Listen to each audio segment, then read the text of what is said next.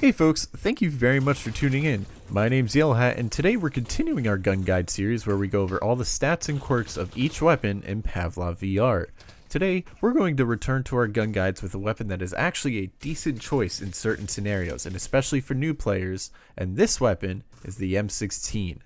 The M16 is a newer weapon that has been added and is one that fills a specific niche of long-range combat. In order to understand the M16's use in Pavlov, let's have a look at its stats first.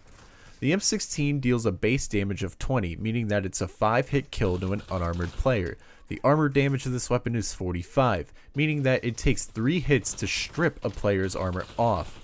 The armor penetration value of this weapon is 100%, meaning that the M16 will retain its 5-hit kill value to armored players.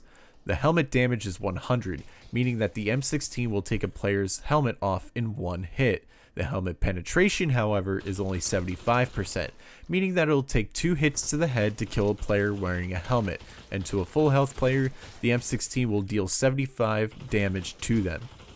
Lastly, the M16 is affected by the damage reductions to the knee and foot. Shots that hit below the knee will do 20% less damage, making it a 7-hit kill, and shots that hit the foot are going to do 50% less damage, making the M16 a 10-hit kill at most. The bullet velocity of the M16 is on the faster side when compared to the other modern weapons, as it's 2,312 feet per second. The magazine capacity of the M16 is 30 rounds plus 1 in the chamber, which is in line with many of the other assault rifles. The M16 operates as a 3-round burst rifle. Within that burst, the rounds fire at 800 rounds per minute. The burst delay of the M16 is about 0.3 seconds. These stats are tied with the AUG, which we'll cover that weapon in a future episode. With all those numbers out of the way, let's briefly go over how to reload the M16. With the M16, you can hit the magazine release button on the controller you're shooting with, or pull the magazine out. After that, just take a mag from your pouch and put in the mag and you're all set. If you need to do an empty reload, do the same process and then grab the charge handle, which is on the top of the weapon here. You can also perform the AR slap with the M16. Simply move your hand and hit the left side of the weapon after you're done putting in the magazine. If done correctly, you'll hear the bolt slide forward. There's a couple more things to look at with the M16 before we talk about how it fits into the search and destroy economy.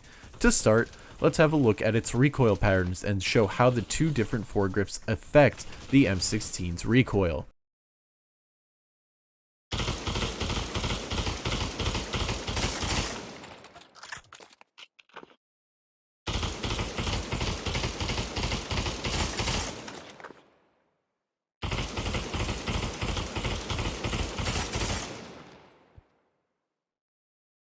The general recoil of the M16 first kicks up to the right, then over to the left. When comparing the different recoil patterns, I find that it's best to use the angled grip. This is because the angled grip reduces horizontal recoil the most, and in Pavlov, it's more difficult to control horizontal recoil than vertical recoil. Plus, the angled grip has less of a kill bonus reduction than the vertical grip, so it's better for controlling your recoil as well as your economy. Speaking of the economy, let's talk about how the M16 fits into the search and destroy economy. The M16 is tied with the AUG in price at $2,300. The M16 yields a base kill bonus of $300, which matches the other assault rifles.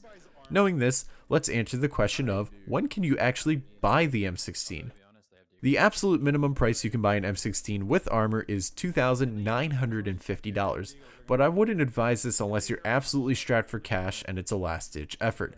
Even then, there's definitely better buying options with this amount of money. Against M4s and ARs, besides the AK-47, you should always be buying a helmet. This means that the absolute minimum price required for an M16 and a helmet is $3,300. The M16 and armor buy is an excellent purchase for round 2 of a half. Granted, you've won and saved at least $50 from the pistol round. The M16 is a decent anti-eco choice, but the purpose of this buy is to be able to have head armor and protect yourself against a force buy. Being able to have that head armor ensures that you'll be protected against SMGs and have the advantage. So, what are my overall thoughts on the M16? It's a weapon that's a solid choice at long ranges due to its burst fire function. Personally, I feel it's a bit easier to control than the AUG, but the two are generally the same. Personally, I'm not the biggest fan of the M16 irons, and this might be a point of controversy. While they are pretty similar to the M4, I feel that the actual sight picture is less open than the M4, so for new users, the irons might initially give a bit of trouble. That, coupled with the fact that the M16's barrel is longer, means that it might take a little bit longer to line up your sights perfectly. The M16 fills the niche of a force buy weapon as it's only $2,300 and therefore can be bought if you save $100 off a pistol round loss, like we just talked about. It also serves the purpose of an anti-eco weapon that can be bought after a round win that can be saved into a full rifle round. While the M16 is a 3-round burst and doesn't have the full auto capabilities, it's a weapon that shouldn't be overlooked and in the right hands can be a dominant force at longer ranges. If there were any stats that you didn't see covered that you'd like to see, please let me know in the comments below. Also, let me know what weapon you'd like to see next.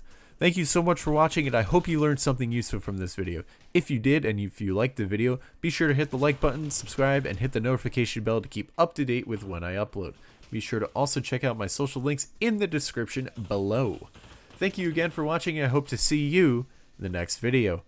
Take it easy.